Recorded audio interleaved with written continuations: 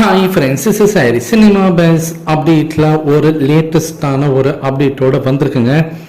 லால் சலாம் படம் வெற்றியா இல்லையா, அந்த படத்துடைய வசூல் எந்த அளவுக்கு இருக்குது, ஏன் அந்த படம் பார்த்தீங்கன்னா பெருசாக ஒரு 200 கோடிலாம் கலெக்ட் பண்ண முடியல அப்படின்னு சொல்லிட்டு 1008 கேள்விகள் இருக்குது உங்ககிட்ட. ஆனால் நான் ஃபர்ஸ்ட்லேருந்து சொல்லியிருக்க ஒரு விஷயம், இது ரஜினி சாரோட படம் கிடையாது. நீங்கள் அந்த கண்ணோட்டத்தில் நீங்கள் பார்த்தீங்கன்னாக்கா உங்களுக்கு அது ஏமாற்றத்தை தான் தரும் அப்படின்றத முதல்லேருந்து சொல்லியிருந்தேன். ஆனால் இந்த படம் வெற்றி படமா இல்லையா அதையாவது சொல்லுங்கப்பா. சரி, ரஜினி சாரோட படமாவே இல்லைனாலும் பரவாயில்ல, விஷ்ணு விஷாலை வச்சாது நீங்கள் பார்த்து அந்த கண்ணோட்டத்தில் பார்த்து சொல்லுங்கள் இந்த படம் எப்படின்னு. அப்படி பார்த்தா கண்டிப்பாக இது வெற்றி படம் தான் இது அப்படின்னு நான் சொல்லுவேன். ஏன்னா இந்த படத்தோடைய வசூல் ஏறத்தாழ பார்த்தீங்கன்னா 60 கோடி தாண்டி இருக்கு. ஸோ கிட்டத்தட்ட அதோட லைஃப் டைம் கலெக்ஷன்ஸ் தொட்டுடுச்சு அப்படின்னு தான் நான் சொல்லுவேன், தேட்டரிக்கல் ரன்னை பொறுத்த வரைக்கும்.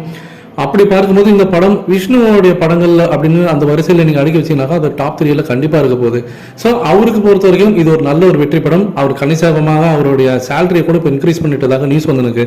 ஸோ இந்த படம் வெற்றி அடைஞ்சதுனால தான் அவரால் அந்த சேலரியை பார்த்தீங்கன்னா ஹைக் பண்ணியிருக்காரு அப்படின்னு நான் சொல்லுவேன் நான்.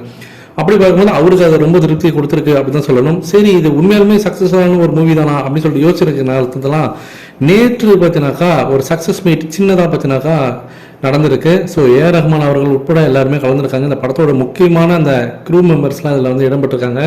எடிட்டரில் ஆரம்பித்து எல்லாருமே அதில் இருக்கிறாங்க. குறிப்பாக ஐஸ்வர்யா ரஜினிகாந்த் இருக்கிறாங்க. ஸோ இந்த ஒரு சின்ன சக்ஸஸ் மீட்டில் பார்த்தீங்கன்னா ஒரு கேக்கு வெட்டி அவங்க கொண்டாடிருக்காங்க. ஸோ இந்த படத்தோடைய அந்த பிஸ்னஸ் பற்றிலாம் பேசியிருக்காங்க. ஸோ தேட்டர்கள் எந்த அளவுக்கு பார்த்தீங்கன்னா இந்த படம் சக்ஸஸ்ஃபுல்லாக ஓடி இருக்குன்றதை பற்றி பேசியிருக்காங்க. ஸோ ஒரு சின்ன ஒரு கெட் டுகெதர் மாரி வச்சு இந்த படம் ஒரு சக்ஸஸான ஒரு படம் தான் அப்படின்றத இப்போ ப்ரூவ் பண்ணியிருக்காங்க. ஸோ இதன் மூலியமாக இந்த ஒரு கேள்விக்கு இன்னைக்கு ஒரு முற்றுப்புள்ளி வைக்கப்பட்டிருக்கு.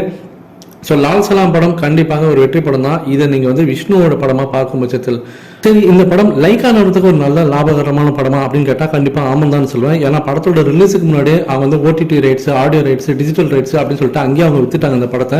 ஸோ அப்போவே பார்த்தீங்கன்னா அவங்களுக்கு எதிர்பார்த்ததை விடவே கொஞ்சம் அதிகமாகவே ஒரு நல்ல ஒரு ப்ராஃபிட், அவங்க எதிர்பார்த்ததை விடவே அதிகமான ஒரு ப்ராஃபிட் அந்த இடத்துல அவங்க கிடைச்சிருச்சு. அப்படி இருக்கும்போது அவங்க தேட்டரிக்கல் ரன்னை மட்டுமே வச்சு அவங்க நம்பி அவங்க இந்த படத்தை எடுக்கல அப்படின்றது அங்கேயே நம்ம எல்லாருக்கும் தெரிஞ்சு போச்சு. ஸோ இந்த படம் பார்த்தீங்கன்னா லைக்காக்கும் ஒரு நல்ல ஒரு ப்ராஃபிட் கொடுத்த ஒரு படம் தான் அப்படின்னு நான் சொல்லுவேன். இதை பற்றி உங்களுடைய கருத்துக்கள் என்ன அப்படின்றத மறக்காம கீழே சொல்லுங்க ஃப்ரெண்ட்ஸ்.